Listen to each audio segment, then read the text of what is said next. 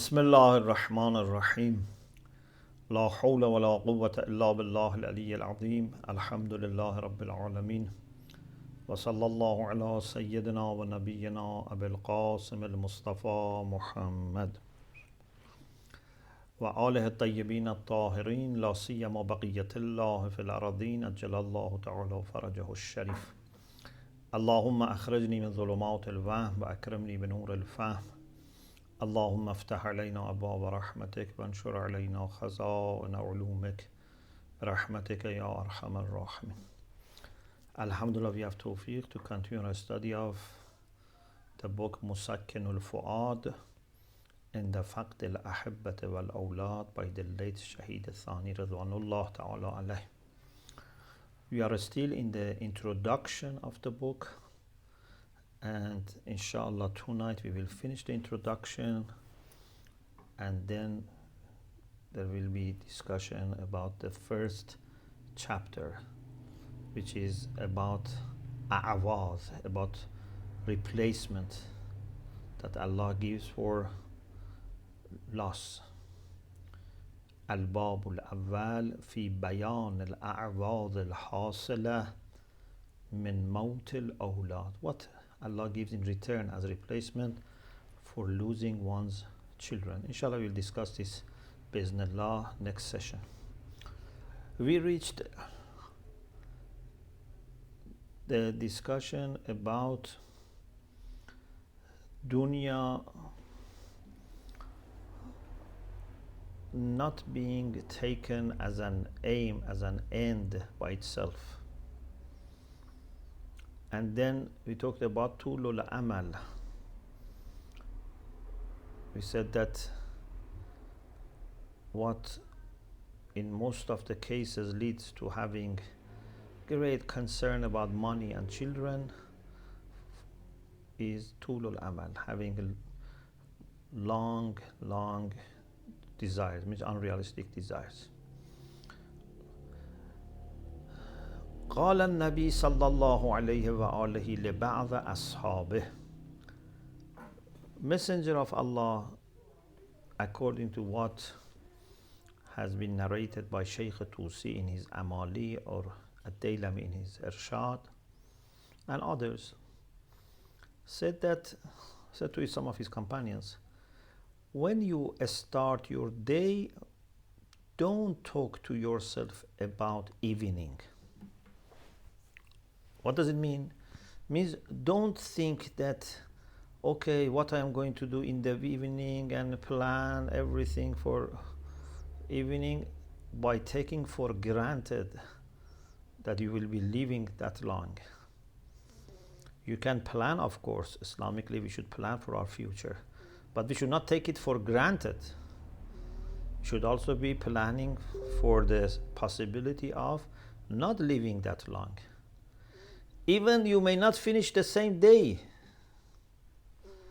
So in your plans, okay, plan for 100 years, 200 years, no problem. But at the same time, plan for the scenario that you may die just today, maybe next hour, maybe next minute. So in morning, don't talk to yourself about evening. In evening, don't talk about next day, morning. Meaning that don't take it for granted. وَخُذْ مِنْ حَيَاتِكَ لِمَوْتِكَ. Take from your life for your death. Means don't give all your life for future of the same world, same life. So don't invest all your resources on this world. At least divide. Make some of it for akhirah, for your death and afterwards. Or when you are healthy, take from this for the time that you may become ill. Do extra work, because who knows, you may lose your health. When you have faragh, when you have freedom to work, to study, to do good things, to travel, benefit from that as much as you can, because maybe tomorrow you don't have this faragh. When there is peace and security, benefit, maybe there is war tomorrow. فَإِنَّكَ لَا تَدْرِي مَا اسْمُكَ غَدًا. You don't know what's your name tomorrow. What does it mean? It means that maybe tomorrow you are called a dead person. You are no longer Mr. So and so who is living in this house and going to this job, etc. وقال علي عليه السلام, in a hadith that we have in Nahj al-Balagha Irshad al-Qulub, and as I said, there is something similar. Last week I mentioned from Prophet sallallahu alaihi wasallam, إن أخوف ما أخاف على أمتي إثنان اتباع الهوى وطول الأمل. This is similar to that, but with some differences. This is from Amir al-Mu'minin. إن أشد ما أخاف عليكم خصلتان or خصلتان. My greatest fear for you is about two qualities, two characteristics, two things. Maybe you can say it's a habit, it's a characteristic, it's a practice sometimes, اتباع الهوى, following your lower desires, your whims. وطول الأمل, having long desires, unrealistic desires. فأما اتباع الهوى فإنه يعدل عن الحق. If you follow your own whims and lower desires, then it would take you away from haq. Because haq cannot be reached by following your own personal desires and wishes. وأما طول الأمل فإنه يورث الحب للدنيا. If you are طول الأمل, it would lead to having love for dunya, meaning taking dunya as a kind of end. And then he said, ألا إن الله يعطي الدنيا لمن يحب ويبغض. Dunya can be given by Allah to the people that He likes or even to the people that He dislikes. So it's not that whomsoever was given dunya is a good person. Actually, maybe majority of cases are not good people. Allah gives dunya more to people of dunya. Yes, we had people who were rich at every moment. We have people like Prophet Sulaiman. But many times Allah gives dunya easily to people of dunya. وَإِذَا أَحَبَّ عَبْدًا. But if he loves someone, He will definitely give them iman. So by having money, you cannot understand whether this person is loved by Allah or not. But if someone has iman, means Allah loves him or her. Then he said, أَلَا إِنَّ لِلدِّينَ أَبْنَاءً وَلِلدُّنْيَا أَبْنَاءً. Be aware that religion has its own children and dunya has also its own children. You should try to be children of deen, of religion. فَكُونُوا مِنْ أَبْنَاءِ الدِّينِ وَلَا تَكُونُوا مِنْ أَبْنَاءِ الدُّنْيَا. And then he said, أَلَا إِنَّ الدُّنْيَا قَدْ ارْتَحَلَتْ مُوَلِّيَةً أَلَا إِنَّ الْآخِرَةَ قَدْ ارْتَحَلَتْ مُقْبِلَةً. Dunya is living and turning its back to us. But akhirah is coming towards us. Even if you are 30 years old, 40 years old, don't think that dunya is going to remain with you for a long time. Akhirah is quickly approaching us. It's not going to leave. Dunya is going to leave. Akhirah is quickly approaching. ألا وإنكم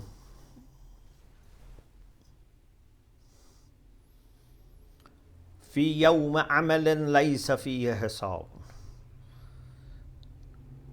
Be aware that today you are in the day that there is action and no questioning. But soon a day comes that you have to answer and there is no chance for action. Whatever you want to do, do it now. اليوم عمل ولا حساب غدا حساب ولا عمل. Then Shahid Thani himself says this, hadith finished. He says, وَاعْلَمْ أَنَّ مَحْبُوبًا يُفَارِقُكَ وَتَبْقَى عَلَى نَفْسِكَ حَسْرَتُهُ وَأَلَمُهُ وَفِي حَالِ إِيصَالِهِ كدك وكدحك وجدك واجتهادك ومع ذلك لا يخلو زمانك معه من تنغيص به أو عليه لأجل أن تتسلى عنه. You know, the people that you love, who are dear to you, okay, you must know that soon you have to separate from them. And you will have pain and regret why you have lost them.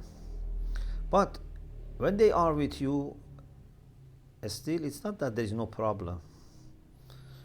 You have to make efforts to do things for them, look after them, protect them.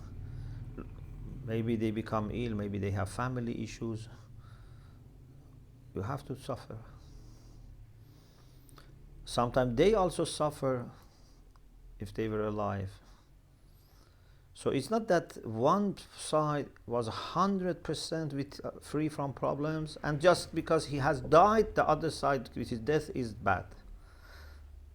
When they are alive, there are issues. When they pass away, also there are issues.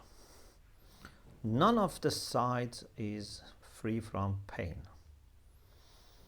But it's better that instead of spending your time and energy just regretting why you have lost them, think that, what can I do now? For them you can do now things, on their behalf you can do good things, hasanats. And also for yourself, take from the remaining opportunity that you have for your health, for meeting and spending time with those who are alive. Isn't it better than just we remain in loss and pain of suffering of, loss?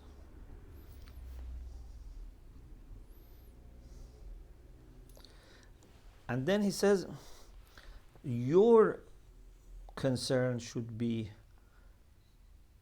to make a relation with Allah, who is the ultimate end, who is the ultimate destination, ultimate purpose, and submit to Him everything. This is the sign of love for Allah subhanahu wa ta'ala. Rasulullah sallallahu alayhi wa sallam said that love for Allah is one of the conditions of Iman. When he said, لا يؤمن أحدكم حتى يكون الله ورسوله أحب إليه مما سواهما. None of you is really a believer, a true believer, unless God and His Messenger are dearer to Him than others, including your children. You should love Allah more than your children, more than yourself, more than your relatives, more than your friends. And لا يتحقق الحب في قلب أحدكم لأحد مع كراهته لفعله وسخطه به. You cannot have love for someone if you don't like his action. For example, I think it means that, okay, your child is taken back, but you have to love Allah, so you should make yourself understand death, and don't take this as an action of God that you are disliking. We have in the hadith about Prophet Dawood ala nabiyina wa alayhi salam, that in hadith Qudsi Allah told him, Ya Dawood, O David, abligh ahla ardi, inform people of my earth, inni habibu man ahabbani wa jalisu man jalasani wa mu'nisun liman anisa bidhikri wa sahibun liman sahabani wa mukhtarun liman ikhtarani wa muti'un liman ata'ani. Tell my people on the earth that I am Habib, Mahbub of those who love me, and I love them. I am sitting close to the people who sit with me. I give acquaintance to the people who get acquaintance with my remembrance. I give company to the people who give me company. I choose over others those who choose me over others. I obey those who obey me. مطيع لمن أطاعني. In the discussion about wilaya, I have mentioned that obedience is available even from top to bottom or horizontally. Just a few days ago also we discussed this in the lecture on dissecting the concept of wilaya. ما أحبني أحد أعلم ذلك يقينا من قلبه إلا قبلته نفسي. This is Bashara. Allah says, no one loves me, that I know for sure that this is true. I find this in his heart, that he really loves me. So no one loves me, and I find it to be true in his heart, unless I accept him for myself. قبلته لنفسي. Like how Allah accepted Lady Maryam, تقبلها ربها بقبول حسن. I accept him for myself or her. وأحببته حبا لا يتقدمه أحد. I would love him so much that no one would precede him. من طلبني بالحق وجدني. Whoever looks for me, seeks finding me, searches for me, he will find me or she will find me. وَمَنْ طَلَبَ غَيْرِ لَمْ يَجِدْنِي. But if you are looking for something else, you are looking for money, for fame, for position, etc., you are not finding me because you didn't look for me. فَارْفُضُوا يَا أَهْلَ الْأَرْضِ مَا أَنْتُمْ عَلَيْهِ مِنْ غُرُورِهَا. O people of the earth, reject the deception that you have from dunya. وَحَلُمُّوا إِلَىٰ كَرَامَتِي وَمُصَاحَبَتِي وَمُجَالَسَتِي وَمُعَانَسَتِي.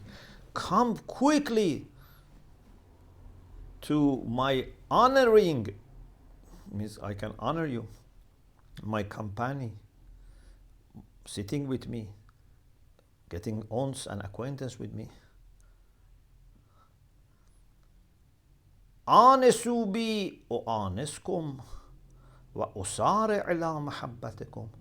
You open the discussion, the situation for becoming very friendly with me, having ons with me. I will welcome. I will quickly come to your love, meaning to love you. It's amazing how Allah, despite His absolute freedom from any need, even He has no emotional need. Sometimes people have everything. They have house, they have money, they have car, but at least emotionally they need someone to talk to them, to be close to them. They don't need anyone to help them. They have servants, etc., but they feel lonely. Allah doesn't have any need, even emotional need. But still, He makes Himself so kindly available and says, but you have to decide.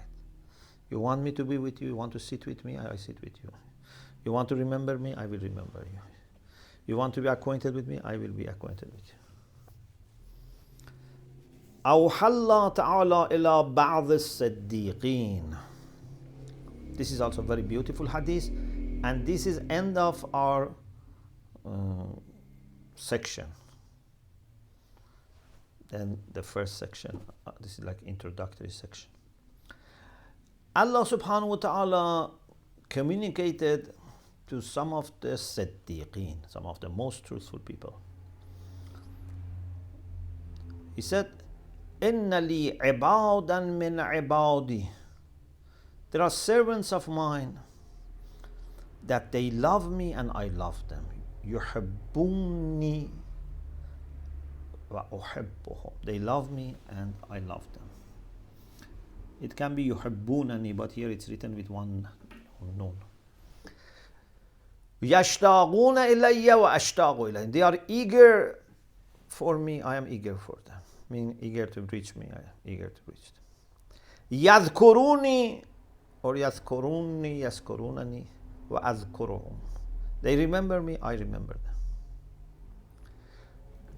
So Allah said to this Siddiq, فَإِنْ أَخَذْتَ طَرِيقَتَهُمْ أَحْبَبْتُكَ. If you choose the same path of these people, I will love you. وَإِنْ عَدَلْتَ عَنْهُمْ. But if you go away from this path, I will dislike you. مَقَدْتُكَ. This servant of Allah who was Siddiq, was very high position. قال يا رب وما علامتهم. My Lord, what are their signs? The people that you love them. قال يراعون الظلال بالنهار كما يراعي الراعي الشفيق غنمه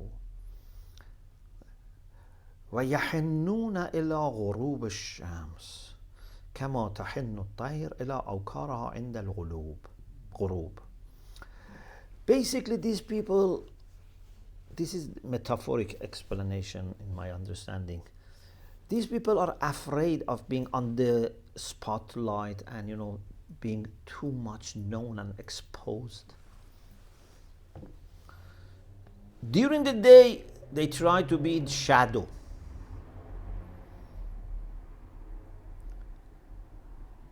In the same way that a good shepherd looks after his animals, they look for shadow. And they are eager for sunset, as birds are eager to go back to their nests when sun sets. When night comes and it's dark and the carpets are opened or mats are opened, beds are open for sleeping, everyone is with his own or her own beloved, these people are looking for coming to me. Nasabu ilayya aqdam. So instead of setting up beds on their feet, they stand up for tahajjud. Instead of opening their mattress, they open their faces for me. وَنَاجُونِي بِكَلَامِ or نَاجَوْنِي نَاجَا يُنَاجِي نَاجَوْنِي بِكَلَامِ. They whisper to me with my own words. They read Quran. Amir al-Mu'minin Khutbatul Muttaqin said, أما الليل فصافون أقدامهم تالين لأجزاء القرآن يرتلونها ترتيلا. This is what they do in the night. In Khutbatul Muttaqin. تملقون بإنعامي. They flatter me. Of course, they can never flatter because whatever they say is less than the truth. To flatter means to say more than truth. But when it comes to Allah, no matter how much you try to flatter, it's always falling short.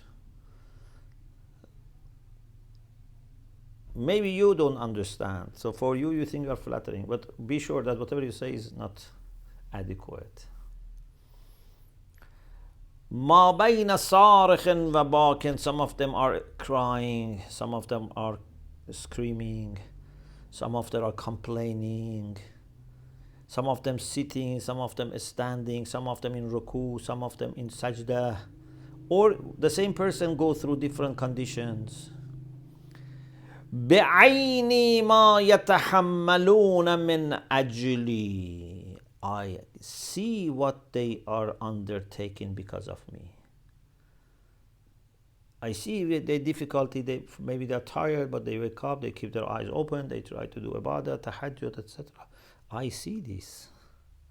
وَبِسَمْعِي مَا يَشْكُونَ مِنْ حُبِّي. And I hear that they are complaining why they don't feel enough of my love.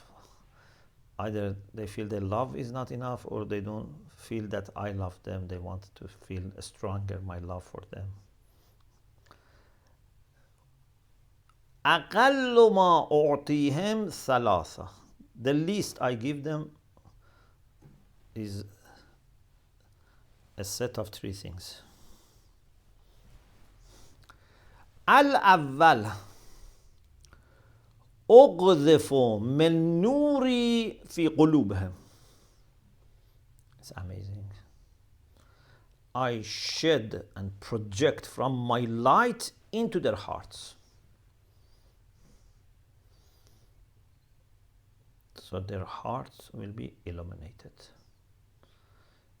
فَيُخْبِرُونَ عَنِّي كَمَا أُخْبِرًا. In the same way that I inform others about them, they can inform others about me. With this light, they will be aware of me and they can inform others. But this informing others about God is based on experience, based on their own love. So this is the first thing, projecting from my light into their hearts. Number two, لو كانت السماوات والأرضون وما فيهما في موازينهم لاستقللتها لهم. Suppose in their mizanul a'mal, in the scale of actions, they have so much that is really making their scale very heavy. أما من ثقلت موازينه. Suppose all the skies, all the earth, and whatever is between the skies and the earth, they have managed to take with them and it's on their scales. Sincere righteous deeds are there. Righteous deeds are always sincere. But still I would say this is not enough. I need to add to it. I need to multiply for them. I will find it too little for them. Because Allah is Kareem. Allah doesn't feel, bad if we take from Him. Number three, أقبل بوجهي عليهم. I welcome them with my face. Or I can say, go towards them, turn towards them with my face. أفترى من أقبلت بوجهي عليه. Do you know when I go with my face towards someone, يعلم أحد ما أريد أن أعطيه. Do you think anyone knows what I want to give? Even if Allah gives lots of things, I don't know, big palaces, trees, etc., gardens, etc., fruits, still it's not what He would give when He turns towards someone with His face. This is a sign that He wants to grant this person nearness to Himself. This is much more important. This is something that is available in a special place in garden, a special garden of Allah, a special place in the garden. Jannati. فادخلي في عبادي وادخلي جنتي. ها هنا نقطع الكلام في المقدمة. So here we stop discussion in introduction ونشرع في الأبواب. So in the introduction for the book finished, and we had very important discussions. Even if it is called introduction, it doesn't mean that these discussions are not important. These are very important, but they prepare also for the rest of the book. Now, نشرع في الأبواب. We start in sections or chapters. I just give a little introduction to the first section, but inshallah we will study this in the next week. I want to just prepare ourselves for next session. الباب الأول في بيان الأعراض الحاصلة من موت الأولاد وما يقرب من هذا المراد. The first chapter or section is about explaining the replacement or returns that happen when children die, and what is close to this point. He says Allah subhanahu wa ta'ala is Adil and Kareem. He is also Ghani, so has no need. He doesn't do zulm and he's very generous. So if in dunya a problem happens for one of his servants, Allah subhanahu wa ta'ala definitely is going to replace this with something as a kind of compensation. Because if he doesn't give anything, this would be considered by him as zulm. He said, this servant of mine in my world, in my dunya, this has happened to him. I need to compensate. If he doesn't give anything, this is problem. If he gives a little, then there's a question, this is not wise. Why you put someone in suffering and then you give him a little? The only time this would suit his generosity and wisdom is that through these sufferings he gives them so much that they will be satisfied. For example, we find in hadith this idea is very frequently mentioned in different ways, different forms. For example, there is hadith from Rasulullah sallallahu alaihi wasallam. إن المؤمن لو يعلم ما أعد الله له على البلاء لتمنى أنه في دار الدنيا قرض بالمقاريض. If we just understand this hadith, then coping with suffering becomes very easy. Just one hadith, if you remember only this hadith. If mu'min, if a believer knows what Allah has prepared for him for calamities, if he was able to know, inshallah on the day of judgment they will know, and that's the time they wish. But if they knew it, they would have wished even dunya now. La tamanna, would have wished that annahu fi dar ad-dunya qurraza bil maqarid, that in dunya he was cut into pieces by scissors. This is very painful, yeah? This is something that maybe has never happened in the history, or very little, cases. Maybe they have, with torture cut off small parts of the body of someone, or, they have, beheaded their hand, whatsoever. But to make whole body with scissor, into small pieces, it's very rare if that has happened at all. But this is the maximum you can describe for suffering, for pain.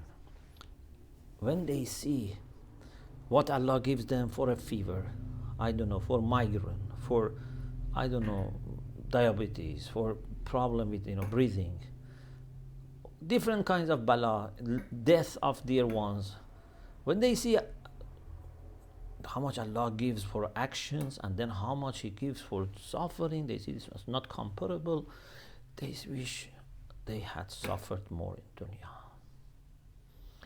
إن المؤمن لو يعلم ما أعد الله له على البلاء لتمنى أنه في دار الدنيا قرض بالمقاريض. And this hadith in footnote 4 says Shaykh Kulayni Rizwanullah Ta'ala alayh has narrated this hadith in volume 2.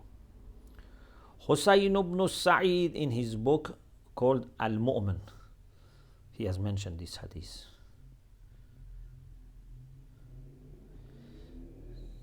Shaykh Warram in Tanbih al-Khawatir and others.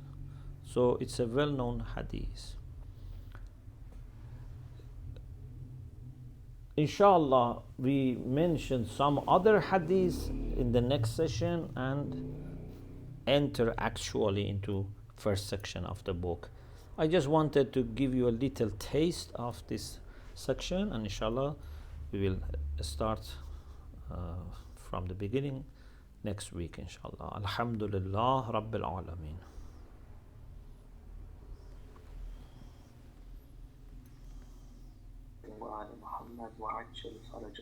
Thank you very much, Sheikh. My pleasure. Some very amazing and reflective hadiths there. Just want to see if we have any questions from students.